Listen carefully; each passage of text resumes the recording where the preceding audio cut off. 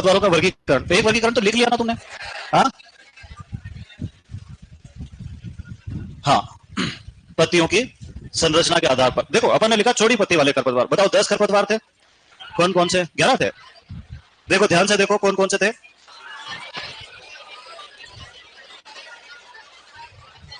अरे मुझे बोल लेने दो यार। देखो ध्यान से, मुनमुन और सेंजी मकोई के खेत से छोटी पत्ती वाले जंगली जूट, जंगली गाजर और जंगली चौलाई निकाल रहे थे। तभी बथुआ और गोखरू ने हिरण को पत्थर मारा और उसके माथे में गुम्बा उछल गया, है ना? तो कभी कभी क्या होता है कि बहुत सारे नाम होने की वजह से याद नहीं होते, हो भी जाते हैं तो एग्जाम में जाके फिर भूल जाते हैं, कंफ्यूज करते हैं, क्योंकि एग्जाम में केवल वही चीज याद रहती है जिसपे 100% कॉन्फिडेंस है। अगर कॉन्फिडेंस लूज हुआ तो दो आंसर सही दिखने लग जाते हैं, और ये सबसे बड़ी समस्या है। तो इसके लिए ट्रिक्स का सहारा लेना चाहिए। अब कई बार ट्रिक भी भूल जाते हैं, तो फिर अपन ट्रिक भी याद नहीं करेंगे, अपन उसको एक मूवी बना देंगे, शॉर्ट वन टेक वन। एक खेत है, उसका मालिक है मकोए, कौन है? और वहां पे दो बालिकाएं, एक मुनमुन और एक सेंजी। उस मकोए के खेत से छोटी पत्ती वाले जंगली जूट, जंगली गाजर और जंगली चौलाई, 3 जंगली खरपतवार निकाले। अब जंगली जई और जंगली धान तो सकरी पत्ती वाले यूं ही पता है अपने को, है ना, उसको ध्यान रखना। जंगली जूट, जंगली गाजर और जंगली चौलाई निकाल, तभी स्कूल की छुट्टी होती है। और दो बदमाश बच्चे, एक का नाम बथुआ और एक का नाम गोखरू। गोखरू नाम से ही बदमाश है। वो देखते हैं कि खेत में हिरण चल रहा है, तो वो उसको क्या करते हैं, पत्थर मार देते हैं, उसके गुम्बा उछक जाता है। हो गए 11। देखो अब बताओ, दिमाग पे जोर पड़ा क्या? नहीं पड़ा, और याद भी हो गया। इसको कहते हैं स्मार्ट स्टडी। अपन अभी तक क्या व्यवस्था करते हैं, रटते हैं, गोगरू गोगरू बतुआ बतुआ बतुआ पता चटा, बेरू पड़ जाएंगे, याद भी नहीं रहेगा, है ना? तो चीजों को एक दूसरे से कनेक्ट करना है, ऐसी ट्रिक बनाना है जो याद रह जाए। अभी मैंने बोला तुमको कहानी दिखाई दे रही होगी, ये अपने पावर ऑफ इमेजिनेशन है। पढ़ाई करते समय इसका जितना ज्यादा उपयोग किया जाता है, चीजें उतनी परमानेंट याद रहती है। लिखो ट्रिक, किसकी लिखोगे? चौड़ी पत्ती वाला। जगह की चिंता नहीं करना है ना? सर कॉपी में 4 लाइन तो ट्रिक सही भर गई। क्या लिखोगे? मुनमुन और सेंजी, मुनमुन और सेंजी। जल्दी जल्दी लिखो यार, तुम बहुत धीरे लिखते हो, 11th के बच्चों से भी धीरे लिखते हो, अभी तो स्टार्ट ही नहीं किया। मुनमुन और सेंजी मकोई के खेत से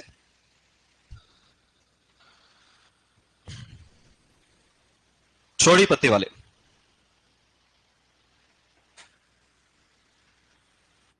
जंगली जूट, जंगली चौलाई, जंगली गाजर निकाल रहे थे। कितने हैं? 3। जंगली जूट, जंगली चौलाई, जंगली गाजर। तभी तभी बथुआ और गोखरू ने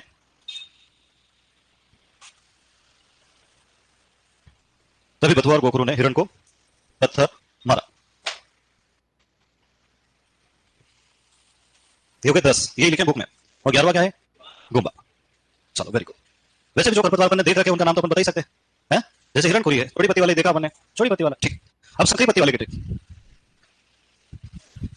अच्छा देखो एक बात बता दूं मैं तुमको, जैसे गेहूं सकरी पत्ती वाला है तो उसका नकलची, जैसे धान सकरी पत्ती वाला है तो, जैसे ज्वार जंगली पत्ती सकरी पत्ती वाला है तो जंगली धान। तो ये तो ऐसे भी याद कर सकते हैं, या तो फिर एक ट्रिक है इसकी, कांस जन, जन मतलब जनकरा, दूब और मोता, समा बूढ़े मामा के घर जाई। कितने हो गए बताओ? कांस, जनकरा, दूब, मोता, बरू, गेहूं का मामा और जंगली जई। लिख लो, 8 नाम हो गए। देखो तुमने भी उसी ऑर्डर में लिख रखे हैं, कांस, जन, दूमो, सामा, बूढ़े मामा के घर जाई।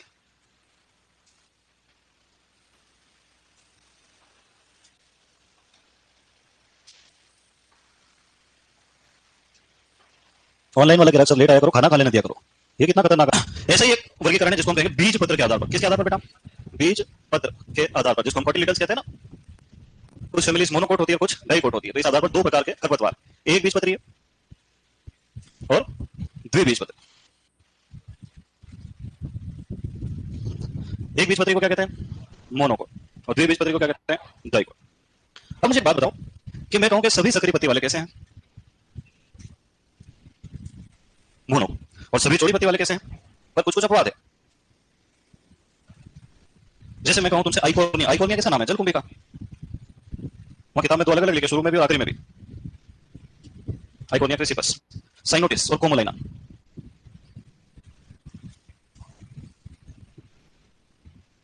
ये कैसे खरपतवार है?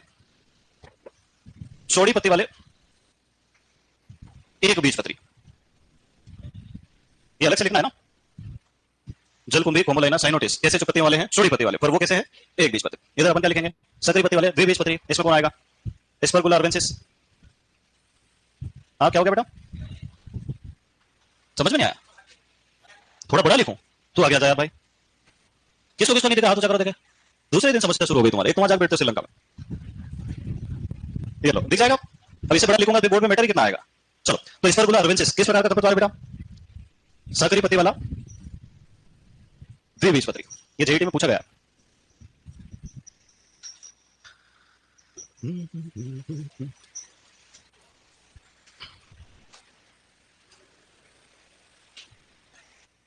मैंने इससे बड़ा तो आज तक भी नहीं लिखा होगा यार बोर्ड पे, है एक ही स्टैंडर्ड साइज है, उसी में लिखा हूं।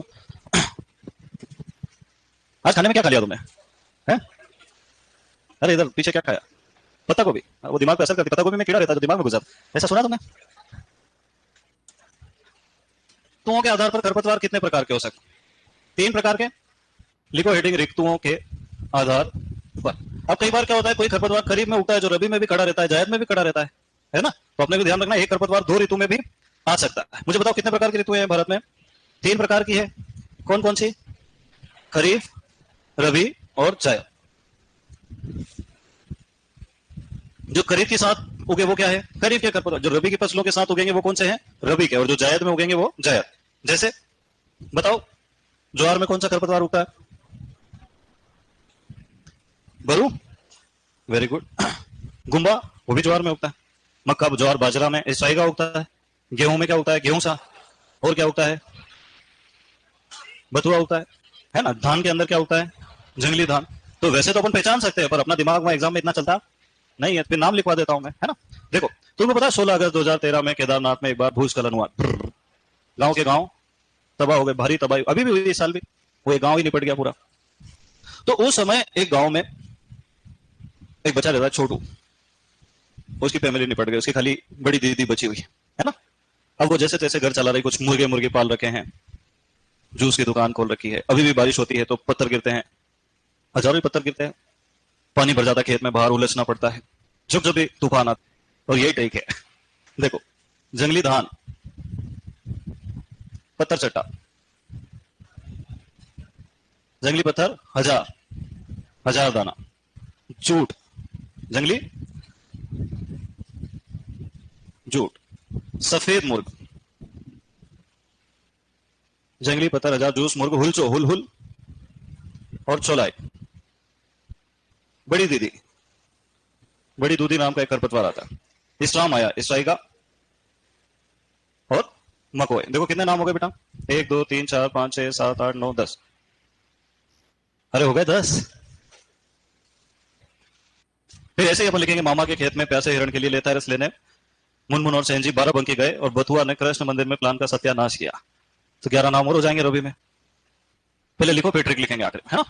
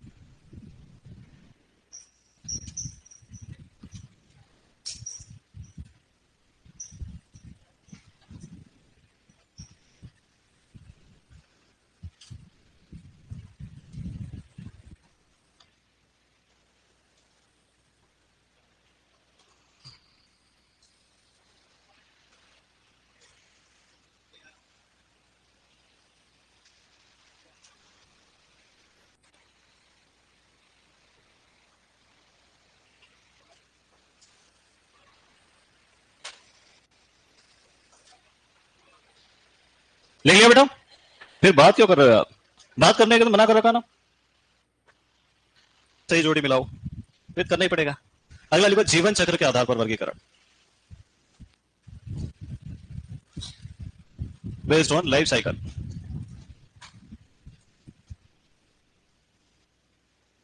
वो एक बालक कह रहा सर आपने उल्टा लिखा दिया, एक के उदाहरण 2 में लिखा दिया, 2 के 1। बेटा मैंने उदाहरण तो लिखा है नहीं, मैंने तो अलग लिखा है साफ साफ कि जल कुंभी छोटी पत्ती वाला एक बीजपत्री खरपतवार है। उसको कहीं अपवाद बोला ही नहीं मैंने। बोला क्या? अपवाद में तो कंफ्यूज होता है आदमी कि अपवाद का मतलब क्या। तो डायरेक्ट याद करो छोटी पत्ती है और एक बीजपत्री, बस बात खत्म। वहां यूं थोड़ी पूछेगा कि निम्न में से सकरी पत्ती का अपवाद कौन सा है। वो तो ये पूछेगा कि एक बीजपत्री है किंतु छोटी पत्ती वाला खरपतवार कौन है? जल कुंभी, साइनोटिस, कोमोलाइना।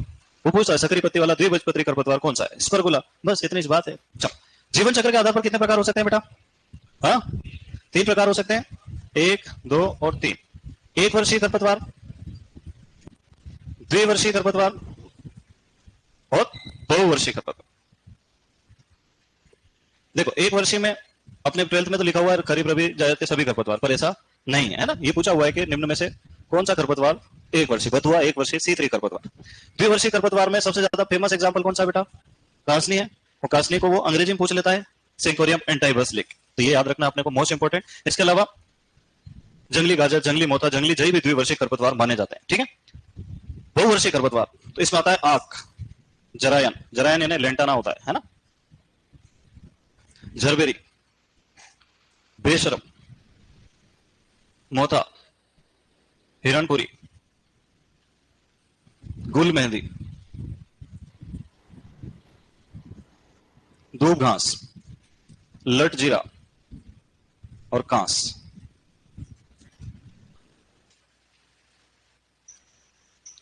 लिख लो। अच्छा, 1 वर्षीय को अंग्रेजी में क्या कहते हैं?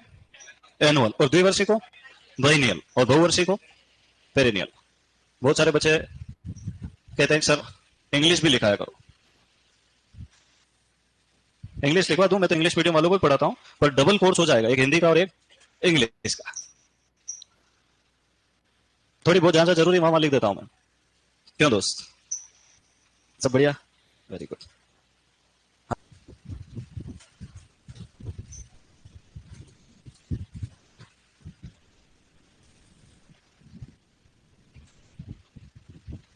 Based on crop weed relationship.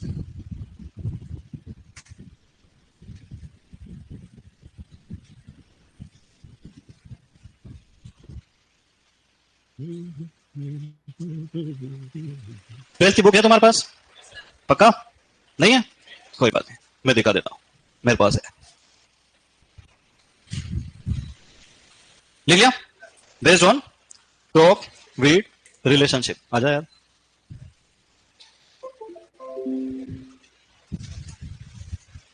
दिख रहा है कहीं 12th? कम से कम 20, फिर 1-2 और एक्स्ट्रा अगर लिख लिया तो कोई बुरा मत मानना मेरी बात का।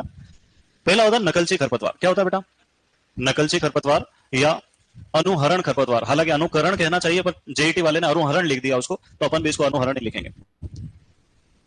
अंग्रेजी में कहते हैं मिमिक्री वीट। क्या कहते हैं बेटा? मिमिक्री का मतलब क्या होता है बेटा? नकल करना, है ना। ऐसे खरपतवार जिनके पौधे अपने जीवन की प्रारंभिक अवस्था में फसल के पौधों के समान दिखाई देते हैं, इस कारण से किसान इन्हें पहचान नहीं पाता है। उसको लगता है फसल का ही पौधा है, और ये वृद्धि विकास कर जाते हैं। जब बाद में बड़े होते हैं तब पता चलता है कि गेहूं नहीं है, ये गेहूं का मामा है ना। तो जब पौधे एक समान दिखाई देते हैं तो इसको हम कहते हैं प्लांट मिमिक्री। क्या कहते हैं बेटा? जब बीज एक समान दिखाई देते हैं तो उसको कहते हैं सीड मिमिक्री। जैसे सरसों में सत्यानाशी क्या दर्शाता है? Seed mimicry. तो उनके बीज मिक्स हो जाते हैं, वो अलग बात है। यहाँ किसकी बात कर रहे हैं हम? केवल प्लांट मिमिक्री। वास्तव में देखा जाए तो ये नकलची खरपतवार हमारी फसलों के ही जंगली रिश्तेदार होते हैं, है ना। जैसे धान में जंगली धान, ज्वार में जंगली ज्वार, गन्ने में कांस, तो कहीं ना कहीं ये उस फसल से ही संबंधित होते हैं, है ना। चलो, तो इसकी थ्योरी बोल के लिखवाऊं कि लिख के लिखवाऊं? लिखो। नकलची खरपतवार या अनुहरण खरपतवार। अंग्रेजी में क्या कहेंगे? Mimicry weed. देखा बेटा? लिखो, ऐसे खरपतवार जिनके पौधे अपने जीवन की प्रारंभिक अवस्था में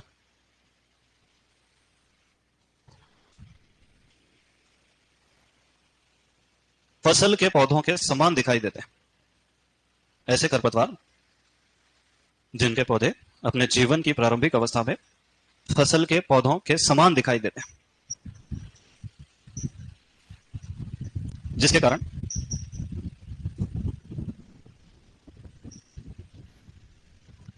किसान इन्हें पहचान नहीं पाता।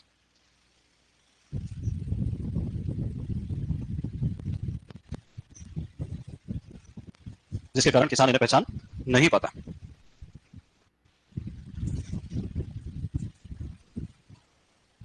लिख लो उदाहरण। गेहूं में गेहूंसा और जंगली जई दोनों। गेहूंसा ढूंढना, ये नहीं मिले तो फिर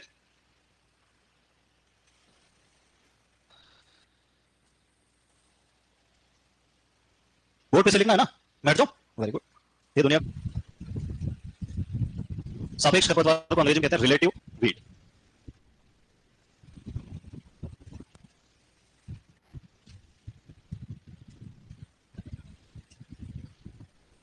अब सापेक्ष खरपतवार पहले हेडिंग लेके छोड़ देना। एक और होता है स्वयंसेवक खरपतवार, है ना, दोनों में ज्यादा अंतर नहीं है। देखो मान लो अपन ने गेहूं की फसल उगाई और अपन ने देखा कि उसमें बिना उगाए चने के 3-4 पौधे उग रहे हैं, वो अपने नुकसान करेंगे क्या? करेंगे, है ना। जब अपन कटाई करेंगे हार्वेस्टर से तो वो चने उस गेहूं में मिक्स हो जाएंगे, जब मंडी में बेचने जाएंगे तो व्यापारी कहेगा कचरा है। क्या है? जैसे अपन ने पढ़ा कि किसी बीज के अंदर एक तो हमारी फसल की किस्म का बीज होता है, दूसरा कंकड़ पत्थर फसल अवशेष दूसरी फसलों के बीज और खरपतवारों के बीज होते हैं जिन्हें भौतिक अशुद्धि या डोकेज कहा जाता है। तो अगर एक फसल के खेत में उसी ऋतु की दूसरी फसल का पौधा उग जाए तो उसके बीज फसल के बीजों में मिक्स हो जाते हैं और बीजों की भौतिक शुद्धता को कम कर देते हैं। ऐसे खरपतवार क्या कहलाते हैं? तो खरीफ में खरीफ की दूसरी फसल का पौधा और रबी में रबी की दूसरी फसल का पौधा क्या कहलाता है? सापेक्ष खरपतवार। कभी कभी मामला उल्टा हो जाता है कि अपने सोयाबीन काटे, कुछ दाने खेत में गिर गए, फिर हमने गेहूं की बुआई की तो उगा तो गेहूं, पर उसके साथ कुछ सोयाबीन ऑटोमेटिक उगाए, मतलब किसी एक ऋतु की फसल में पिछली फसल की कुछ पौधे उग गए हैं, तो उसको हम क्या कहेंगे? स्वयंसेवक। मतलब अगर ऋतु समान है, खरीफ में खरीफ रबी में रबी, तो वो क्या कहलाएगा? सापेक्ष। अगर पिछली वाले का मामला है तो मतलब खरीफ में रबी और रबी में रबी। जैसे कोई पूछे कि गेहूं के खेत में चना उगना किस खरपतवार का उदाहरण? सापेक्ष।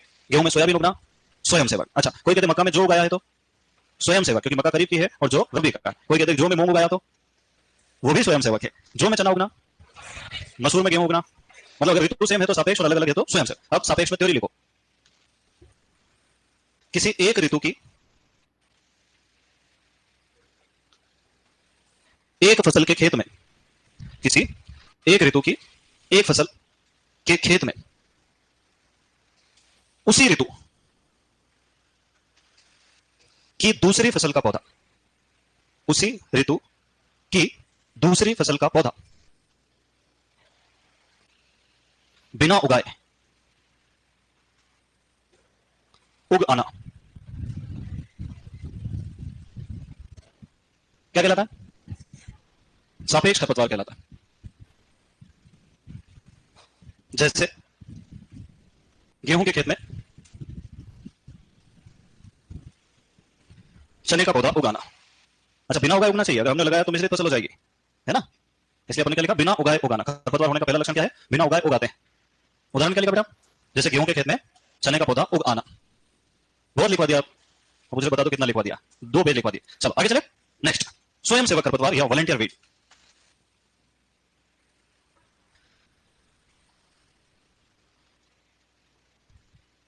अब बताओ इसकी थ्योरी कैसे लिखेंगे? उसी शब्द की जगह क्या लिखेंगे? पिछली। बाकी परिभाषा पूरी कैसी है? सेम टू सेम है। क्या लिखेंगे? किसी एक ऋतु की फसल के खेत में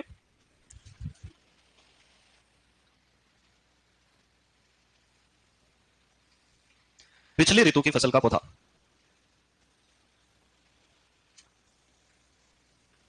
बिना उगाए उग आना। किसी एक ऋतु की फसल के खेत में पिछली ऋतु की फसल का पौधा बिना उगाए उग आना स्वयंसेवक खरपतवार कहलाता है।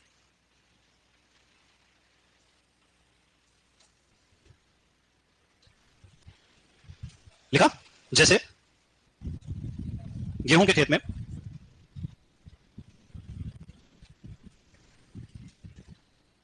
सोयाबीन। अब मुझे बताओ, रबी में रबी उगाया तो क्या है? सापेक्ष। और खरीफ में रबी उगाया तो, और रबी में खरीफ उगाया तो, मतलब एक जैसे नाम हो तो सापेक्ष और अलग अलग हो तो स्वयंसेवक। Very good. चलो अब अगला खरपतवार है अवांछित खरपतवार। नाम सुना तुमने कभी? इसको रोग भी कहते हैं, रोग। राजस्थान में कहते हैं, बाकी कहीं नहीं कहते, क्योंकि इसको अंग्रेजी में कहते हैं रोग्यू। क्या कहते हैं बेटा? रोग्यू। अवांछित खरपतवार या रोग खरपतवार। इसका क्या अर्थ हुआ? कभी पढ़ाओ, बीज विज्ञान में भी आता है ये। जब किसी एक फसल की एक किस्म के खेत में उसी फसल की दूसरी किस्म का पौधा उग जाए, मतलब गेहूं में गेहूं ही है, फिर इससे क्या नुकसान है? आनुवंशिक शुद्धता कम हो जाती है क्योंकि वो दूसरी किस्म पर परागण कर देती है और हमारी किस्म को खराब कर देती है। ऐसे खरपतवारों को क्या कहा जाता है? रोग। लिखो। जब किसी एक फसल की, बोल बोल के जल्दी लिख लेते हो तुम ना। जब किसी एक फसल की एक किस्म के खेत में, जब किसी एक फसल की एक किस्म के खेत में उसी फसल की दूसरी किस्म के पौधे, उसी फसल की दूसरी किस्म के पौधे बिना उगाए उग जाते हैं, तब उन्हें रोग्यू कहा जाता है। ROGUE। तब उन्हें रोग्यू कहा जाता है। जैसे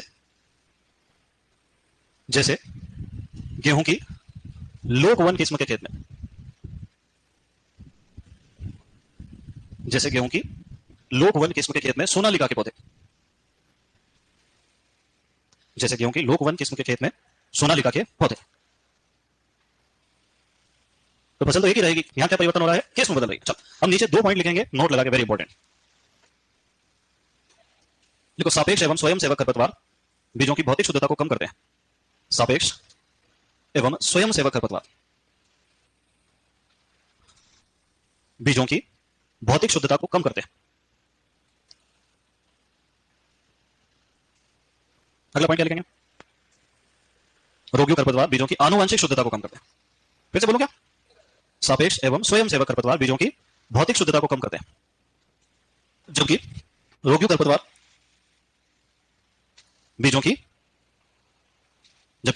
बीजों की आनुवंशिक शुद्धता को कम करते हैं। आनुवंशिक शुद्धता कम कब होती है, जब डीएनए चेंज हो जाता है। डीएनए चेंज कैसे होता है, पर परागण से, है ना। क्लियर है मामला, अरे कुछ समझ में आया कि नहीं आया। अब बताओ, अपने खरपतवारों के कितने प्रकार पढ़ लिए, 4 पढ़ लिए। सबसे पहला कौन सा पढ़ा, नकलची खरपतवार, है ना। ऐसे खरपतवार के पौधे जो फसलों समान दिखाई देते हैं, क्या कहलाते हैं, नकलची खरपतवार। दूसरा सापेक्ष खरपतवार, एक फसल की एक ऋतु की फसल में उसी ऋतु की दूसरी फसल का पौधा। फिर तीसरा क्या पढ़ा, स्वयंसेवक खरपतवार, पिछली ऋतु का पौधा अगली ऋतु में उगना। और पांचवा क्या पढ़ा, पांचवा तो अभी पढ़ा ही नहीं मैंने। चौथा रोगियों, एक फसल की एक किस्म में सेम फसल की दूसरी किस्म का पौधा। Very good. चलो अब 5वें नंबर पर आता है अनिष्टकारी खरपतवार या अड़ियल खरपतवार, अंग्रेजी में कहते हैं नॉक्सियस वीड। अब जेईटी ने क्या करा पता है, 2021 में हिंदी में तो लिख दिया विषैला खरपतवार और अंग्रेजी में लिख दिया नॉक्सियस वीड। विषैला खरपतवार तो अलग होता है, उसको कहते हैं पॉइजनस वीड। मतलब 2 को मिला दिया एक ही ऑप्शन में।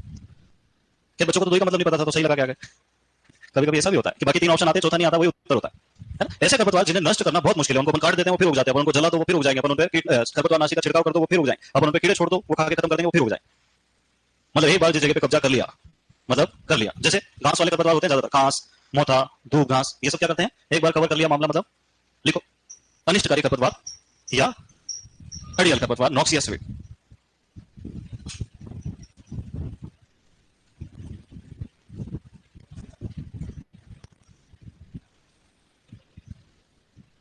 ऐसे खरपतवार जिन्हें पूरी तरह से नष्ट करना बहुत मुश्किल होता है, ऐसे खरपतवार जिन्हें पूरी तरह से नष्ट करना बहुत मुश्किल होता है।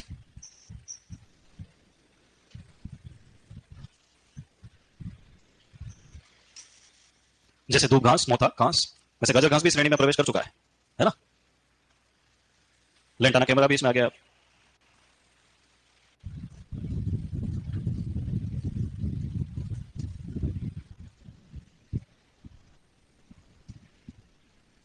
लिखिए बेटा, जैसे दूब घास, मोथा और घास। अगला खरपतवार कौन सा बेटा, विषैला खरपतवार या पॉइजनस वीड। ऐसे खरपतवार जिनमें जहरीले विषैले पदार्थ पाए जाते हैं, है ना। अगर कोई पशु इनको ज्यादा मात्रा में खा ले तो मृत्यु भी हो सकती है। जैसे ज्वार में एसियन होता है तो जंगली ज्वार में भी एसियन होता है, और इसके कारण पशुओं की मृत्यु भी हो सकती है। आपने पढ़ा था ना खरपतवारों से हानियां। विषैला खरपतवार, ऐसे खरपतवार पशुओं के लिए हानिकारक होते हैं। उदाहरण बरू, लिखो ऐसे खरपतवार पशुओं के लिए हानिकारक होते हैं। ऐसे खरपतवार पशुओं के लिए हानिकारक होते हैं, जैसे जंगली ज्वार या बरू। HCN की उपस्थिति के कारण पशुओं की मृत्यु के लिए। तुम मालूम अफ्रीका के जंगलों में कुछ पेड़ ऐसे पाए जाते हैं जिनके नीचे जाओ तो ऑटोमेटिक नींद आने लगती है, और जब वो आदमी वहां सो जाता है फिर कभी उठ नहीं पाता है। थोड़े दिन बाद उस आदमी का विच्छेदन हो जाता है और उस पेड़ को पोषक तत्व प्राप्त हो जाते हैं। सुलाने वाला पेड़, है ना। बहुत सारे ऐसे झाड़ियां पाई जाती है जंगल में जिनके पास जाने से आदमी सब कुछ भूल जाता है, मेमोरी लॉस। उनमें से ऐसी सुगंध आती है, वो जैसे दिमाग में जाती है सब कुछ वो ये भूल जाता है मैं कौन हूं, कहां से आया हूं, क्यों। फिर साथ वाले कभी उसको पकड़ते 2-4 घंटे बाद फिर याद आना शुरू होता है। अरे सच में पाए जाना। तूने पढ़ा ना कीट भक्षी पौधे, तो फिर सब तरह के पौधे भी है दुनिया। चल अब नेक्स्ट नंबर आता है अपना आरोही खरपतवार।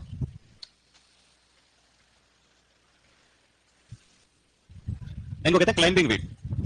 हॉर्टिकल्चर पढ़े होंगे ना, क्लाइंबर्स, और यार ट्रेलिंग वीड्स भी कहते हैं। ऐसे पौधे जिनका तना कमजोर होता है, जो खुद खड़े नहीं हो सकते, वो दूसरे पौधों का सहारा लेकर के या दीवार का सहारा लेकर ऊपर की ओर गति करते हैं। इनमें स्प्रिंग जैसी संरचना पाई जाती है जिसको प्रतान कहते हैं, टेंटिकल्स या टेंड्रिल्स। देखा तुमने कभी। आरोही खरपतवार लिखो, क्लाइंबिंग और ट्रेलिंग वीड्स। ऐसे खरपतवार जो दूसरे पौधों का सहारा लेकर, ऐसे खरपतवार जो दूसरे पौधों का सहारा लेकर ऊपर की ओर चढ़ते हैं, वृद्धि करते नहीं लिखेंगे ना। ऐसे खरपतवार जो दूसरे पौधों का सहारा लेकर ऊपर की ओर चढ़ते हैं, पूर्ण विराम। इनमें स्प्रिंग के समान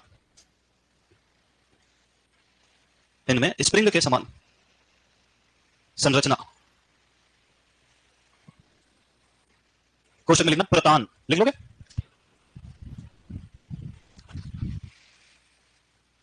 इनमें स्प्रिंग के समान संरचना प्रतान पाई जाती है जो इन्हें ऊपर चढ़ने में सहायता करती है।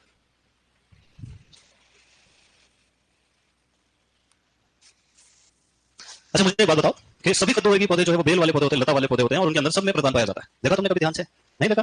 अरे स्प्रिंग जैसी संरचना बन, मटर में भी प्रतान पाया जाता है, प्रश्न भी सीवीटी ने पूछ लिया है ना। तो प्रतान युक्त खरपतवार क्या कहलाएंगे? आरोही खरपतवार, जैसे हिरणखुरी और मुनमुना कद्दूवर्गीय में होता है। और किसमें होता है? मटर में, हिरणखुरी और मुनमुना। हाँ लिखो हेडेक खरजीवी खरपतवार।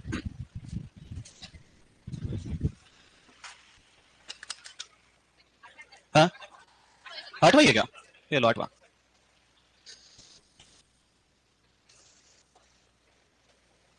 यस। अमरबेल किसमें? नहीं, अमरबेल जमीन में उग के ऊपर थोड़ी चढ़ती है, वो तो ऊपर ही ऊपर रहती है। अरे देखा कि नहीं तुमने? अरे अमरबेल में कोई प्रतान नहीं पाया जाता, वो तो खुद ही लिपटता है, इसमें आएगा वो। ठीक है, अमरबेल तो तने से लिपट जाती है, उसके पास कौन सा प्रतान है? चलो चले आगे। अब देखो परजीवी खरपतवार हम किसको कहेंगे? ऐसा खरपतवार जो फसल के पौधे से ही सीधे पोषक तत्व ग्रहण कर लेता है। बाकी खरपतवार कहते हैं तेरे को पानी नहीं पीने दूंगा, तेरे को पोषक तत्व नहीं लेने दूंगा, तेरे को प्रकाश नहीं लेने दूंगा, कंपटीशन करते हैं, तेरे को सुपरवाइजर नहीं बनने दूंगा। पर ये जो परजीवी खरपतवार है यूं कहते हैं कि काम कर, तू सुपरवाइजर बन जा, तू पैसे भी खूब खा, मैं तेरे वीडियो बनाऊंगा और ब्लैकमेल करूंगा। नहीं समझे? मतलब पोषक तत्व तो तू ग्रहण कर ले, मैं तो तेरे से डायरेक्ट ले लूंगा, कौन मेहनत करे। समझे नहीं? तो ऐसे खरपतवार जो फसल के पौधों के ऊपर सीधे निर्भर करते हैं पोषक तत्वों के लिए, ये इनसे कंपटीशन नहीं करते हैं, ये इनके ऊपर ही आश्रित रहते हैं कि तू को कमा, मैं तेरे से डायरेक्ट ले लूंगा, है ना। तो ये सीधे पोषक तत्व पौधों में से ग्रहण करते हैं, मृदा से वातावरण से ग्रहण नहीं करते, इसलिए इनको क्या कहा जाता है? परजीवी खरपतवार। अब इसकी एक बहुत फेमस ट्रिक है, तुम सब जानते हो। क्या ट्रिक है बेटा? क्लोज। सी से कस्कुटा, एल से लोरेंथस, ओ से ओरोबंकी, और ए से स्ट्राइका। पर कभी कभी इनके हिंदी नाम पूछ लेते हैं। बताओ कस्कुटा का हिंदी नाम क्या है? अमर बेल। लोरेंथस का बांदा। ओरोबंकी का रुई फोड़ा। और स्ट्राइका का अगिया। ढूंढना पड़ता है, ऐसे थोड़ी मिलते हैं। अब प्रश्न आता है कि ये कौन से पौधे पर पाए जाते हैं? तो जिस पौधे पर खरपतवार जिंदा रहता है उसको हम क्या कहते हैं? परपोषी। और जो खरपतवार खुद होता है उसको क्या कहते हैं? परजीवी। तो अमर बेल किसका खरपतवार है बेटा? रिजका और बर्च। मैं तुमको बता देता हूं, ये चौड़ी पत्ती वाले पौधों में लगता है। सकरी पत्ती वाले पौधे, उनकी जो पत्तियां होती है वो धारदार होती है, उनको ब्लेड लीव्स कहते हैं। जैसे मक्का ज्वार बाजरे की पत्तियों में अपन दौड़ लगाते हैं, कट लग जाता है ना कभी कभी, बचपन में एक आध बार तो लगा होगा कहीं, है ना। तो इस कारण से अमर बेल सकरी पत्ती वाले पौधों में जीवित नहीं रहे, वो कट जाता है, खुद हवा चलती है, घिसाते घिसाते दो टुकड़े हो जाते हैं। फिर किसमें लगेगा? हमेशा चौड़ी पत्ती वाले। लोरेंथस आम, अमरूद और चाय का खरपतवार, आईसीआर में चाय भी पूछा हुआ है ना। ओरोबंकी सरसों और तंबाकू का खरपतवार। और कोई आपसे पूछे शोले नेसी कुल का प्रमुख खरपतवार कौन सा है? ओरोबंकी। और स्ट्राइका किसमें लगता है? मक्का, ज्वार, बाजरा। कभी कभी कुछ लोग पूछते हैं C4 पौधों का खरपतवार कौन सा है? स्ट्राइका। ठीक है। अब ये कहानी ऐसी थी कि पहले यही प्रश्न आता था कि निम्न में से परजीवी खरपतवार कौन सा है, कोई भी बता देता था ट्रिक से। अब क्या दिक्कत आ रही है? क्यों पूछ रहा है कि सरसों में लगने वाला परजीवी खरपतवार कौन सा है? ओरोबंकी। स्ट्राइका किसमें लगता है? मक्का, ज्वार, बाजरे में। अब वो आगे बढ़ गया मामला, अब वो संबंध पूछने लगा। संबंध समझते हो? जैसे एक संबंध होता है फूफा जी और भतीजे का, वैसे ये कस्कुटा जो है ये पूर्ण तना परजीवी है। कैसा बेटा? ये अर्ध तना परजीवी। ओरोबंकी पूर्ण जड़ परजीवी और स्ट्राइका अर्ध जड़ परजीवी। अभी कुछ बात समझ में आई क्या? ईमानदारी से बताना, यस हो नो तो आई कि नहीं आई? आ गई? चलो जिसकी नहीं आई उसके बेचारे समझा देता हूं मैं, है ना। मान लो ये हमारी फसल का पौधा है, किसका बेटा?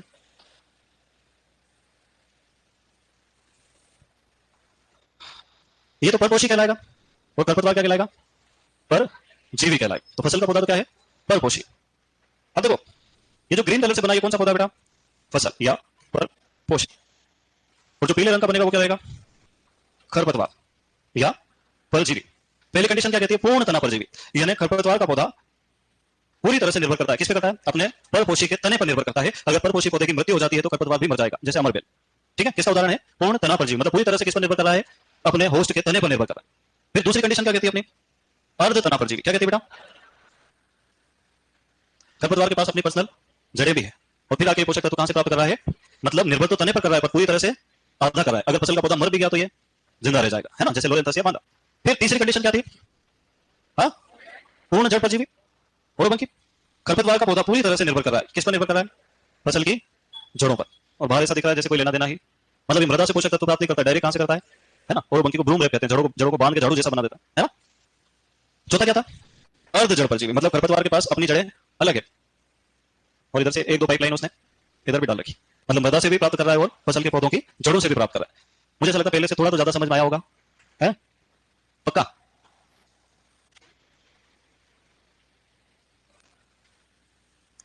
अच्छा बताओ, पूर्ण तना का उदाहरण क्या है? अमरबेल। एक पौधा 16,000 बीज भी बना सकता है, तने से भी प्रवर्धन कर सकता है। अर्ध तना का लोरेंथस लिखूं, बांदा लिखूं? बांदा लिख देता हूं। इधर क्या लिखूं? और बंकी। हो सकता है पेपर बनाने वाले को भी हिंदी नाम नहीं आए, नहीं आता है ज्यादातर। आजकल शॉर्टकट से प्रोफेसर बन जाते हैं। पहले क्या ओरिजिनल किताब पढ़ते, राजेंद्र प्रसाद, सिद्धा सिंह, रेड्डी एंड रेड्डी, एसआर रेड्डी और भी आईसीआर से अलग अलग जो हैंडबुक्स पब्लिश होती है वो पढ़ते थे। जब प्रोफेसर के एग्जाम्स होते, इंटरव्यू होते थे तो उनमें से प्रश्न आते थे। अब जो पेपर बनाने वाले हैं एआरएस नेट वाला, उनको लगता है कौन मेहनत करे, मार्केट से किताब लाओ, एक ही किताब में सारे सब्जेक्ट उनमें से उठा के बना देते। तो पढ़ने वाले वही पढ़ने लगे, जैसे अपन सुनना पड़ता है ना पूरा राजस्थान एक साथ। क्यों? क्योंकि कुछ साल तक पेपर बनाने वालों ने उसमें से बना दिया था, तो लोगों को लगा इतना सारा पढ़ने की जरूरत क्या है। अब मामला फिर चेंज कर दिया है। अब सुपरवाइजर पेपर मिलाने जाओ, मिलते ही नहीं। चल तो अब वो जो ओरिजिनल मटेरियल था धीरे धीरे कम हो रहा है। सारा मामला क्या चल रहा है? शॉर्टकट्स, है ना? चल लिखोगे इसको, लिख लो। आधे बच्चों ने इतना खाना खाया है अभी दबा दबा के, अब 1 घंटा हो गया, खाना खाने के 1 घंटे बाद जो नींद आती है, साक्षात यमराज भी आ जाए तो आदमी कहता है कि रुक जाए, आधे घंटे सो लेने दे, फिर ले जा। तो इतना कैसे बनाते हो? अरे क्योंकि पानी ज्यादा नहीं पे, किडनियां काम नहीं कर रही ठीक से। निरपेक्ष खरपतवार, कौन सा नंबर आ गया अपना? इनको अंग्रेजी में कहते हैं एब्सोल्यूट वेट।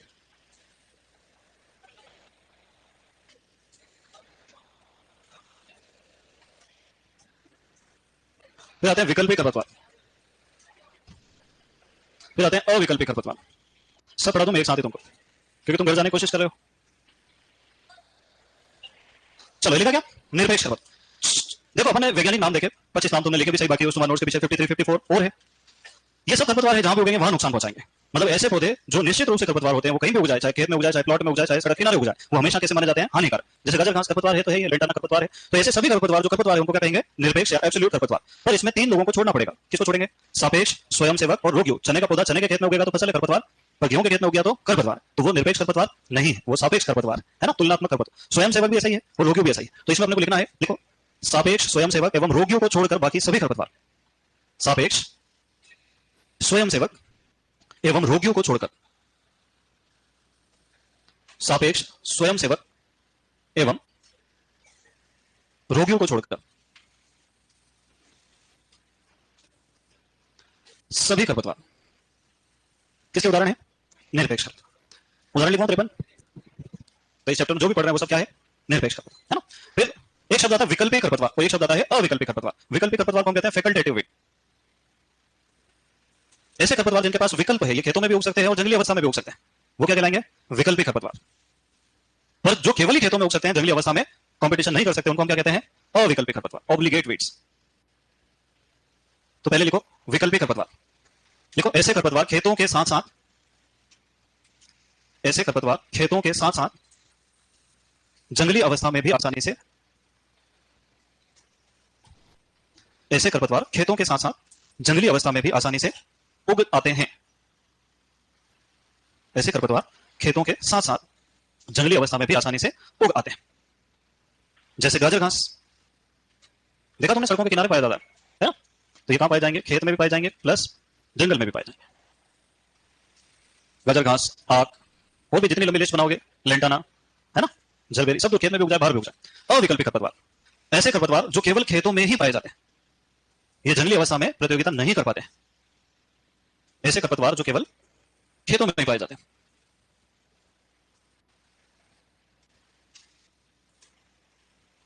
ऐसे खरपतवार जो केवल खेतों में ही पाए जाते हैं, ये जंगली अवस्था में प्रतियोगिता नहीं कर पाते। मतलब इनकी आदत खराब हो गई, अब इनको भी खाद, बीज, दवाइयां सब चाहिए, व्यवस्थित काम, सिंचाई समय समय।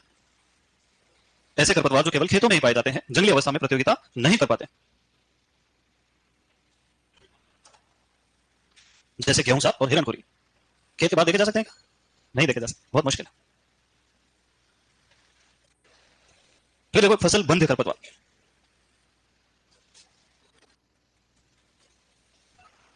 Crop bound weed.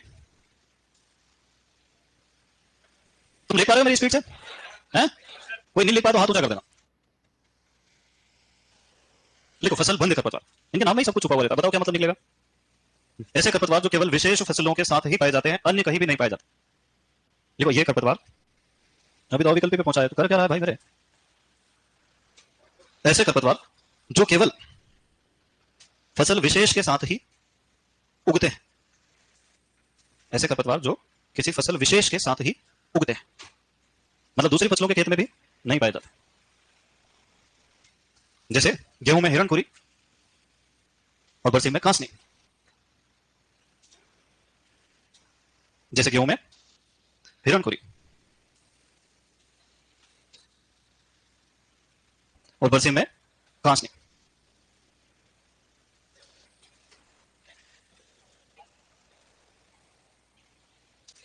चलो कितने प्रकार हो गए और पढ़ोगे, रहने दो। अम्लीय भूमि के खरपतवार, क्षारीय भूमि के खरपतवार, रेगिस्तानी खरपतवार, जलीय खरपतवार, कल पढ़ेंगे। अच्छा चलो ठीक है। देखो अभी है ना अंबानी जो है ना, अंबानी उन्होंने एक वो जंगल बना रखा है आर्टिफिशियल, वनतारा है ना, बहुत लंबा चौड़ा जंगल है। तो कुछ लोग कह रहे हैं कि अंबानी इतना पैसा फालतू में बर्बाद नहीं करता है, वो कार्बन क्रेडिट इकट्ठी कर रहा है। क्या इकट्ठी कर रहा है? अभी कार्बन क्रेडिट क्या है, ये अपने करंट अफेयर्स में आ सकता है एग्रीकल्चर के, है ना। जो भी विकसित देश है उनका मानना है कि अगर एक आदमी फैक्ट्री लगा के प्रदूषण कर रहा है और इसका दुष्प्रभाव बाकी के लोगों पर, निर्दोष लोगों पर पड़ रहा है, तो क्या वो अकेले ही पैसे कमाने का हकदार है?